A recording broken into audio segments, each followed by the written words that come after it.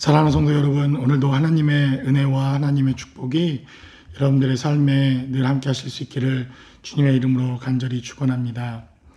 우리는 데살로니가에 기록되어져 있는 하나님의 말씀을 통해서 데살로니가 교회에 닥쳐 있는 환난과 고난, 그리고 그들이 처했던 여러 가지 많은 어려움의 상황들을 어떻게 이겼는지, 그리고 그들이 승리할 수 있었던 배경과 비결이 무엇이었는가 하는 것을 어제 기록된 하나님 말씀을 통해서 나누어 보았습니다.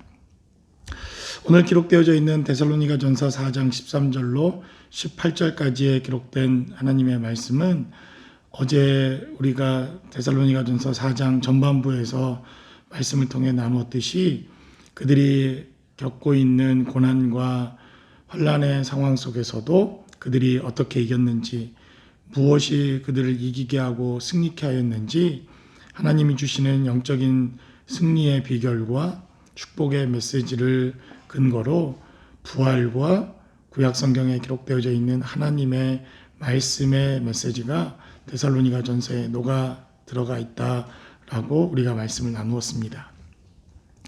계속해서 우리가 오늘 기록되어져 있는 데살로니가 전체의 대주제인 부활의 신앙, 재림의 신앙, 또 환난과 고난을 이기는 승리의 신앙이 되어지는 이러한 재림과 부활의 근거에 대한 메시지가 오늘 본문 가운데 기록되어져 있습니다.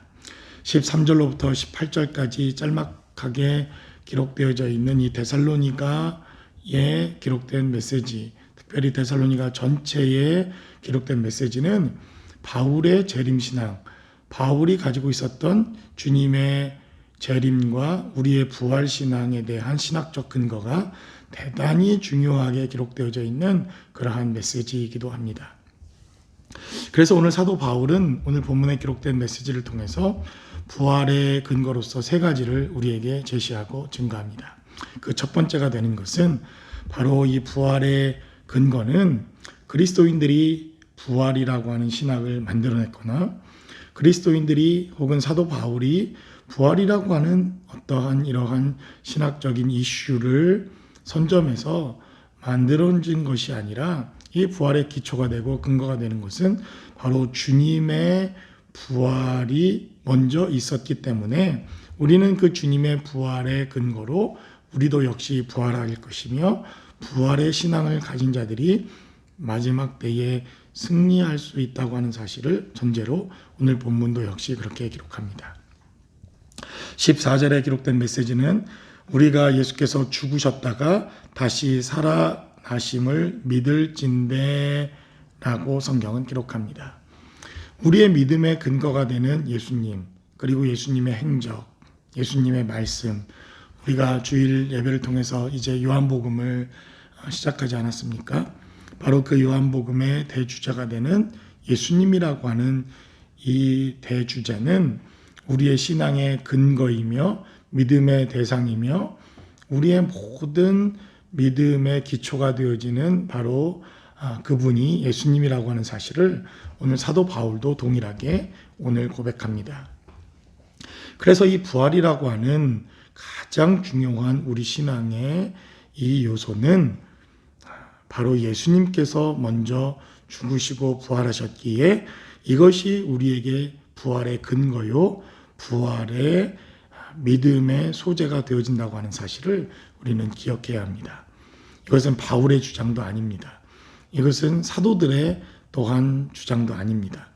예수님께서 먼저 부활의 첫 열매가 되셨고 부활하셨고 부활의 삶을 사셨고 그분은 재림하실 것이며 또 죽은 자의 첫 소망의 부활의 열매가 되셔서 우리에게 부활이라고 하는 이러한 믿음의 기초와 근거를 마련해 주신 분이 바로 예수님이라고 하는 사실을 우리는 믿고 고백하는 것, 이것이 바로 그리스도인의 가장 기본적인 삶의 믿음입니다.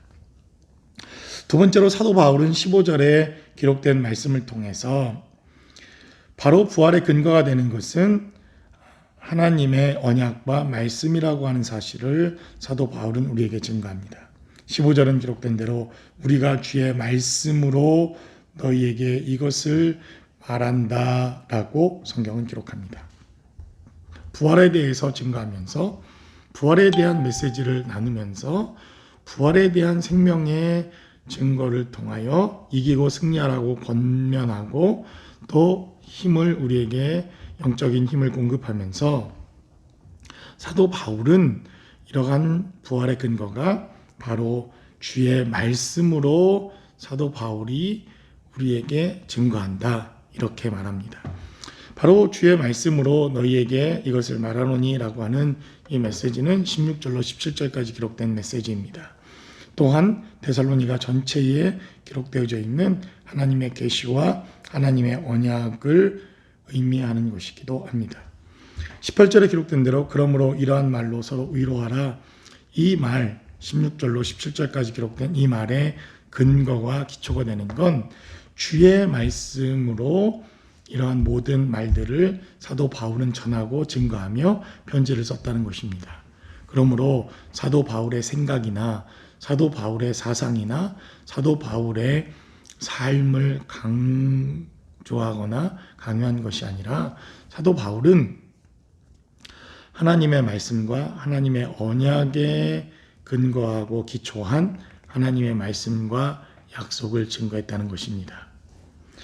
마지막으로 우리에게 부활의 근거와 부활의 메시지가 되어지는 바로 이러한 하나님의 언약과 약속은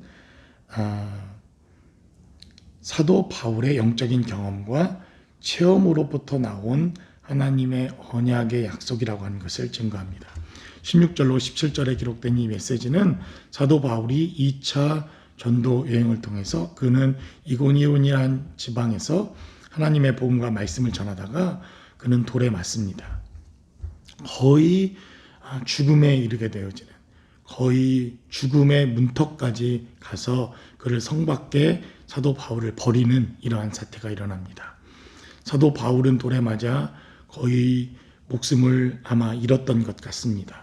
그런데 사도 바울은 기적적으로 다시 살아나 2차 전도 여행을 계속하게 됩니다. 사도 바울이 죽었다가 다시 살아난 이러한 근거가 있었고 그는 고린도 후서에 기록된 메시지를 통해서 그는 이때의 3층천 하늘에 다녀왔다라고 그는 그렇게 고백합니다. 그러니까 사도 바울은 이 부활에 대한 메시지를 데살로니가 전 후서에 기록하면서 하나님의 말씀과 언약 또 예수님의 부활을 기초로 한 근거 있는 메시지를 전했지만 이 부활을 그가 직접 체험하고 경험한 경험적 메시지를 또한 전하기도 한 것입니다.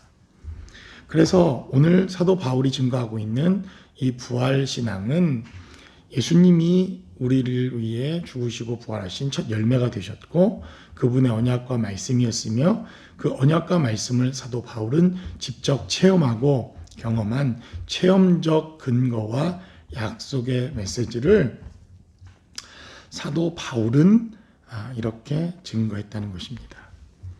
그러므로 우리에게 있어서 중요한 부활의 소망과 부활의 생명은 이 시대를 살아가는 우리들에게 있어서도 가장 중요하고 가장 이 시대에 필요한 하나님의 언약이라고 믿습니다. 저와 여러분들도 이러한 부활의 소망과 부활의 능력을 가지고 승리하며 믿음으로 살아가시는 거룩하고 복된 하루가 되실 수 있기를 주님의 이름으로 간절히 축원합니다.